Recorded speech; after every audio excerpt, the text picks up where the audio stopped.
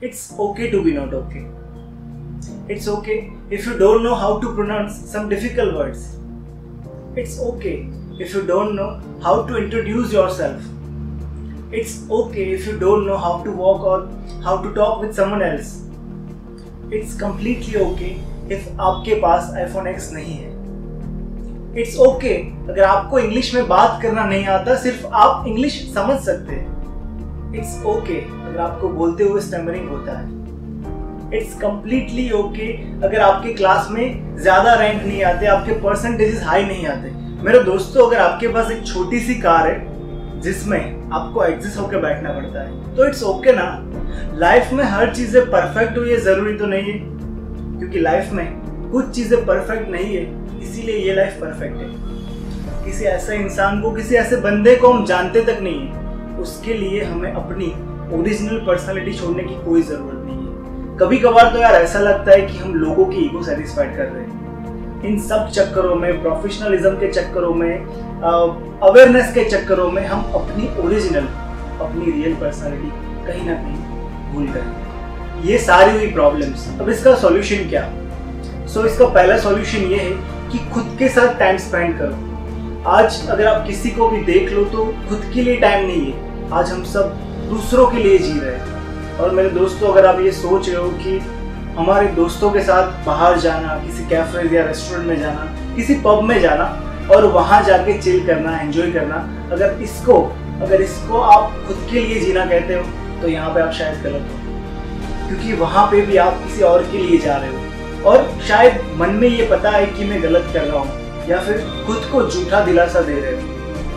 खुद के साथ टाइम स्पेंड करना मतलब कि खुद से बातें करना, किसी ऐसी जगह पे जाके जहाँ पे आपको आपके होने का एहसास हो. एक बार ऐसी किसी जगह पे जाओ और खुद को पूछो कि क्या चल रहा है मेरी लाइफ में. अभी मैं जो कर रहा हूँ वो क्या सही है? मैं जैसे जिंदगी बिता रहा हूँ क्या वो सही है? अगर हाँ तो इट्स ओके, अगर ना तो खुद को संभालने की जरूरत है. ऐसे सभी क्वेश्चंस के आंसर वहीं पे मिलेंगे. बस एक बार जाओ और खुद के साथ टाइम स्पेंड करो, ना कि किसी 5-6 इंच के फोन के साथ. दूसरा, इंक्रीज योर रीडिंग हैबिट्स.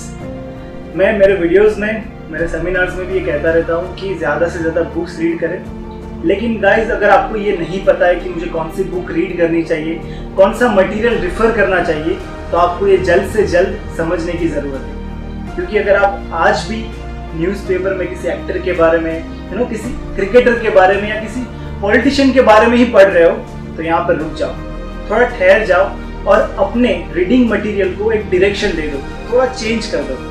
मेरे दोस्तों, अब आपको ऐसे मटेरियल, ऐसे बुक्स, ऐसे आर्टिकल पढ़ने की ज़रूरत नहीं है जिसमें घिसी-पिटी बातें हो.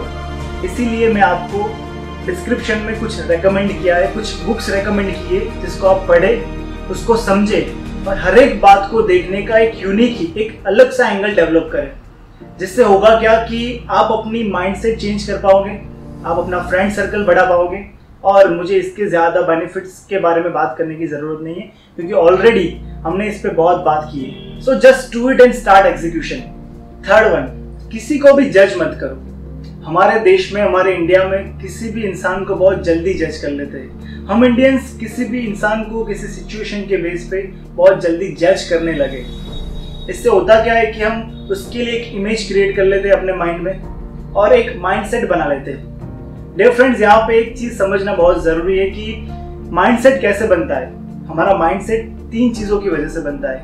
हमारा एजुकेशन, हमारा एनवायरनमेंट और हमारे एक्सपीरियंसेस.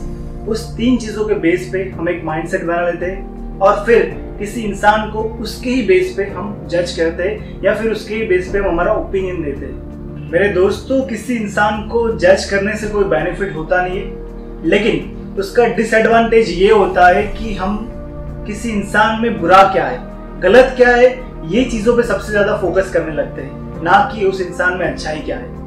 और इस मेंटालिटी की वजह से ही हमारी लाइफ में सबसे ज्यादा प्रॉब्लम्स आती है. फिर वो प्रॉब्लम्स पर्सनल हो या फिर प्रोफेशनल हो, लेकिन वो प्रॉब्लम आने की वजह ये होती है. सो डू नॉट जज एनीवन. जो लोग जैसे ही है उसको वैसे ही एक्सेप्ट करो एंड एंजॉय योर लाइफ. तो आज के इस वीडियो में हमने 3 पॉइंट्स पे बात की. फर्स्ट वन इज खुद के साथ टाइम स्पेंड करो. दूसरा, इंक्रीज योर रीडिंग हैबिट्स, जो सबसे ज्यादा जरूरी है. और तीसरा, डू नॉट जज एनीवन। किसी को जज मत करो यार।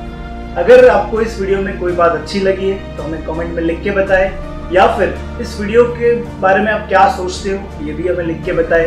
अगर ये वीडियो अच्छा लगा हो तो एक थम्स अप दे दीजिए। और हाँ, मेन इम्पोर्टेंट और सबसे ज़्यादा ज़रूरी बात, ये जो बटन है ना सब्सक्राइब वाला, उसको एक बार दबा दीजिए। तो मिलते हैं एक नए वीडियो के साथ, तब तक के लिए stay fit, stay healthy and be yourself.